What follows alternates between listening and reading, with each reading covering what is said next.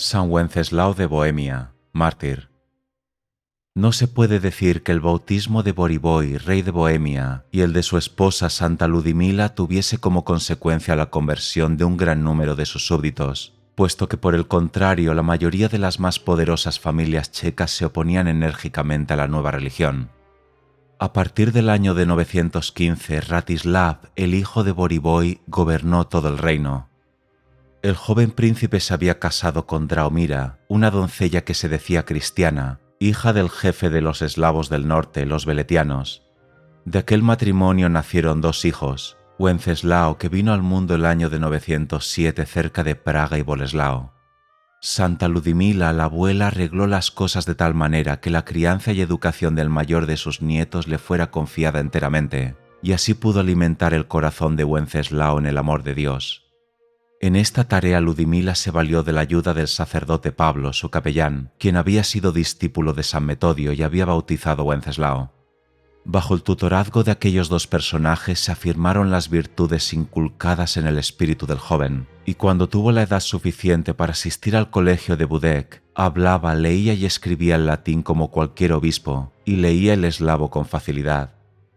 Era todavía muy joven cuando su padre murió en una de las batallas contra los magiares, y su madre, Draumira, asumió el gobierno e impuso una política anticristiana o secularista.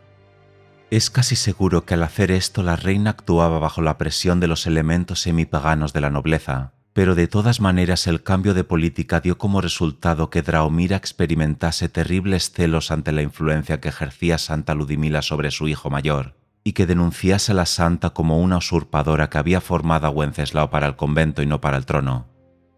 Ludmila, afligidísima por aquellas acusaciones y muy preocupada por los desórdenes públicos y la lucha contra una religión que ella y su esposo habían establecido a costa de innumerables dificultades, optó por cortar por lo sano, y mediante largas y graves conversaciones con Wenceslao, trató de convencerle de la necesidad urgente que había de que tomase las riendas del poder en sus manos para salvaguardia del cristianismo.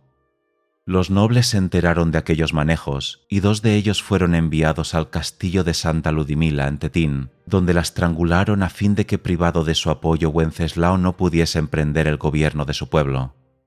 Sin embargo, los acontecimientos tomaron un curso diferente al previsto.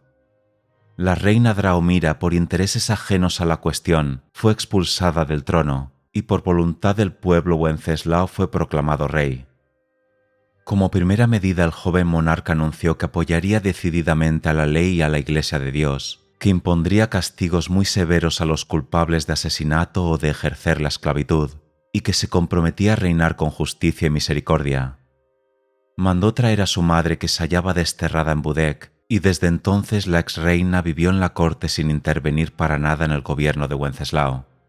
En ocasión de una asamblea de regentes convocada y presidida por Enrique I el Cazador, rey de Alemania, el joven Wenceslao llegó con mucho retraso e hizo esperar a todos los demás cuando se abrieron las sesiones.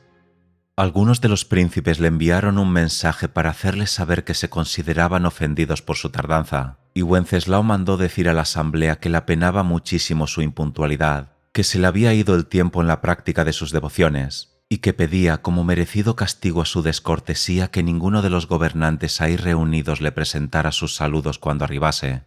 No obstante aquella petición, el propio rey Enrique, quien verdaderamente admiraba y respetaba la devoción del joven, le recibió con todos los honores. En el curso de aquella reunión, Wenceslao solicitó la gracia especial de que le fuera concedida a su país la conservación de una parte de las reliquias de San Vito. La petición fue otorgada.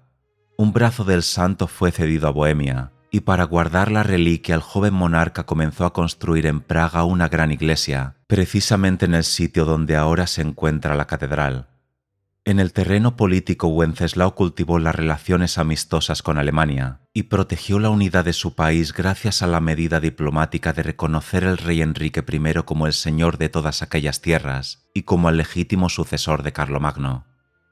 Aquella política, adoptada alrededor del año 926, unida a la energía con que combatió la opresión y otros excesos practicados por los nobles, hicieron prosperar a Bohemia, pero al mismo tiempo provocaron la creación de un partido de oposición, formado principalmente por los que se hallaban contrariados a causa de la influencia que ejercía el clero sobre Wenceslao. Fue por entonces cuando éste se casó, y al nacer su hijo primogénito, el hermano menor del rey Boleslao, resentido al ver que se perdía la ocasión para ascender al trono, se unió al partido de los descontentos. En el mes de septiembre del año 929, Wenceslao recibió una invitación de su hermano Boleslao para que se trasladara a la localidad de Stara Boleslav, a fin de tomar parte en los festejos en honor de los patronos del lugar, santos Cosme y Damián. En la noche del día de la celebración, terminados los festejos, Wenceslao recibió la advertencia de que su vida corría peligro, pero hizo caso omiso de ella. Se unió a los otros convidados, se sentó a la mesa con ellos, hizo un brindis especial diciendo: «En honor de San Miguel, a quien rogamos que nos lleve por el camino de la paz hacia la felicidad eterna», y después de retirarse a orar se acostó a dormir. Aún no despuntaba el alba del día siguiente, cuando Wenceslao, que salió de la casa donde moraba para asistir a la misa, se encontró con Boleslao y se detuvo para darle las gracias por su invitación y su hospitalidad. Boleslao repuso con tono frío: «Ayer hice cuanto pude por servirte como corresponde, pero hoy es otro día y todo el servicio que puedo darte es este». Y con la rapidez de un rayo sacó el puñal y se lo clavó a su hermano en mitad del pecho. Ambos cayeron al suelo trenzados en lucha, e inmediatamente acudieron los amigos de Boleslao, que acribillaron a puñaladas al rey. Antes de lanzar el último aliento sobre los escalones de la entrada a la capilla bañados con su sangre, Wenceslao tuvo tiempo de exclamar: «Dios te perdone, hermano». Inmediatamente el propio pueblo del joven monarca le aclamó como a un mártir de la fe, y por lo menos hacia el año de 984 ya se celebraba su fiesta en toda Bohemia.